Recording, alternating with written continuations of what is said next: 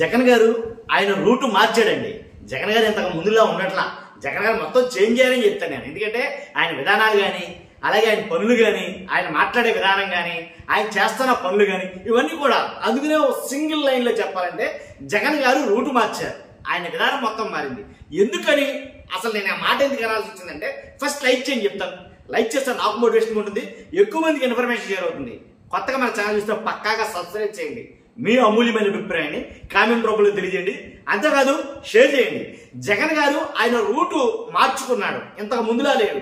ఏదైతే 2024 ఎన్నికలకు ముందు ఎలా ఉండేవాడు జగన్ గారు, ఆయన ఇప్పుడు అలా లేడు. ఆయన మొత్తం తన విధానాన్ని మొత్తం టోటల్ చేంజ్ అయిందని చెప్తాను నేను. ఎందుకంటే ఆయనలో గమనిస్తున్న మార్పులు ఏంటంటే, ఒకటి కార్యకర్తల కోసమే జగన్ గారి కోసమే కార్యకర్తలు అన్నట్టు కార్యకర్తలతో పాటు ఉండడానికి ఇష్టపడుతున్నాడు.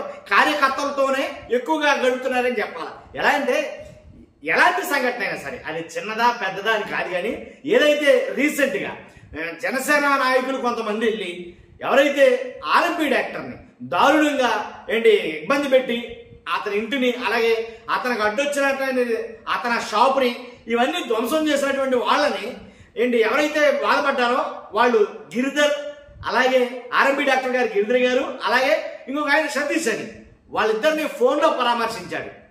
జస్ట్ ఒక కార్యకర్త ఆ కార్యకర్త కోసం ఫోన్ చేసి మాట్లాడాను. ఇంతకు ముందు అలా ఉండేది కాదు. నన్ను అడిగితే వాస్తవం మాట్లాడాలంటే ఇప్పుడు ఏ కార్యకర్తకి ఇబ్బంది వచ్చినా సరే ఫోన్లో టచ్లోకి వస్తాను జగన్మోహన్ రెడ్డి గారు. డైరెక్ట్ జగనే ఫోన్ చేస్తున్నాడు ఆయన. కాబట్టి కార్యకర్తలుగానే కాదు, నాయకులకి ఎలాగో ఆయన ఎలాగో అండగా చేదుడు వాదుడుగా ఉంటాడు, దాంట్లో ఎలాంటి వాడు. కానీ కార్యకర్త కష్టం వచ్చినా సరే ఖచ్చితంగా అడ్డపడతాడు. ఫోన్లో అయినా సరే కనీసం పరామర్శ. కొంతమంది ఇళ్ళకైతే వెళ్తాడు, చూసాంగా అంతకు ముందు జరిగిన పర్యటనలు. కాబట్టి ఈ రకంగా వాళ్ళతో ఫోన్లో మాట్లాడటం, వాళ్ళకు ఒక ధైర్యాన్ని ఇవ్వడం, వాళ్ళకు ఒక అభయం ఇవ్వడం, వాళ్ళకు ఒక బూస్ట్ ఇచ్చినట్టు అనమాట నన్ను అడిగితే. ఎందుకంటే మా వెనక జగన్ ఉన్నాడు, పర్వాలేదురా, నేను ఇలా కొద్దిగా ఇబ్బంది పడవచ్చు, వాళ్ళతో చెప్తాడు, వాళ్ళు భరోసా ఇస్తున్నారు జగన్మోహన్ రెడ్డి గారు, నేనున్నాను కాబట్టి ఖచ్చితంగా మనం అధికారంలోకి వచ్చినప్పుడు మీ ప్రాబ్లం సాల్వ్ అవుతుంది, దాంట్లో ఎలాంటి డౌట్ పెట్టుకోదన్నాడు. అంతేకాదు పరామర్శలకు వెళ్ళడం ఏంటి, ఇలాగా ఇబ్బంది పడుతున్నారా అంటే చాలు ఎగేసుకు వెళ్ళిపోతాడని చెప్పాలి ఒక్క ముక్కలో. మీకు అర్థమయ్యే రీతిలో చెప్పాలంటే కార్యకర్తలు ఇబ్బంది పడుతున్నారంటే ఎగేసుకు వెళ్ళిపోతాడు ఎక్కడికైనా సరే. ఫోన్లో కానీ, డైరెక్ట్గా మనుషులు పంపడం కానీ, లేదా ఆయనే వెళ్ళడం కానీ. అందు గురించే జగన్ గారు రూటు మార్చాడని చెప్తున్నాను నేను. ఎంతసేపు జనంలో ఉంటారుగా జగన్ గారు ఇష్టపడుతున్నాడు. ఇంతకుముందు జనంలోకి వెళ్తే ఇబ్బందులు ఎదురవుతున్నాయి, నా వల్ల చాలా మంది ఇబ్బంది పడుతున్నారని ఆలోచించి ఆగితే దాన్ని వేరే విధంగా మార్చారు. జనంలోకి జగన్ గారు వెళ్ళరు, పరదాలతో అటు వెళ్తాడు, ఆయనకంటూ బ్యారికేడ్లు కావాలి, ఇలా చాలా అయితే చెప్పారు. ఇప్పుడు అలా కాదబ్బా, మొత్తం మాక్సిమం జనాల్లో ఉండడానికి ఇష్టపడతారు, జనంతో పాటే ఉన్నాడు ఆయన. కాబట్టి ప్రెస్ మీట్లు పెట్టలేదనేవారు కదా, ప్రెస్ మీట్లు 1, 2 కాదు, కౌంటర్కి ఎన్కౌంటర్ అన్నట్టు ప్రెస్ మీట్ల మీద ప్రెస్ మీట్లు, లైవ్ లో మాట్లాడుతూ ఏదైనా సమస్య వచ్చిందంటే ఆ సమస్య మీద ప్రెస్ మీట్, ఏదైనా ఇబ్బంది వచ్చిందంటే దాని మీద లైవ్ చేయటం. ఇలాగ జగన్మోహన్ రెడ్డి గారు ఎప్పుడు నిత్యం టచ్లో అయితే ఉన్నాడు, సోషల్ మీడియాలో అందుబాటులో ఉన్నాడని చెప్పాలి. ఒక్క ముక్కలా మాట్లాడాలంటే పత్రికల్లో. అలాగే ఎవరైతే ఇబ్బంది పడతారో, రైతులు కావచ్చు గిట్టుబాటు ధర లేక, లేదా విద్యార్థులు కావచ్చు ఫీజు రింబర్స్మెంట్ లేక, అలాగే ఎవరైనా సరే మహిళలు కావచ్చు వాళ్ళకి రావాల్సిన సంక్షేమ పదాలు అందకపోతే, ఇలా ప్రతి దాని మీద ఆయన పోరాటం అయితే చేస్తాడు. మెడికల్ కాలేజీ కావచ్చు, ఇలా 1, 2 కాదు, రాష్ట్రంలో ఉన్న ప్రతి ప్రజా సమస్యల మీద పోరాటానికి అయితే సిద్ధపడతాడో ఆ పోరాటం ప్రజల్లో ఉండి చేస్తాడు. అది నేను చెప్పాలనుకుంది. కాబట్టి ఖచ్చితంగా ప్రజలు తన రూటు మార్చుకున్నాడు జగన్ గారు, ఆయన రూటు మార్చుకున్నాడు, ఆయన విధానం మార్చుకున్నాడు అని చెప్పాలి. దీంట్లో ఎలాంటి డౌట్ లేదు. కానీ ఇవన్నీ వైఎస్ఆర్సీపీకి సత్ఫలితాలు ఇస్తున్నాయి.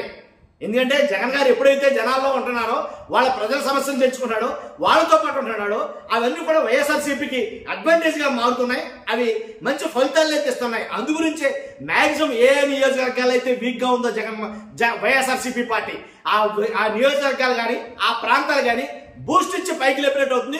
ఆటోమేటిక్ గా చాలా నియోజకవర్గాలు ఈయన పర్యటన చేసిన జిల్లాలు కానీ, ఈయన పర్యటన చేసిన ప్రాంతాలను చూస్తే కనుక అప్పటికి 2024 ముందు ఇప్పుడు చూసుకుంటే కనుక చాలా మటుకు మైలేజ్ పెరిగింది వైఎస్ఆర్సీపీకి.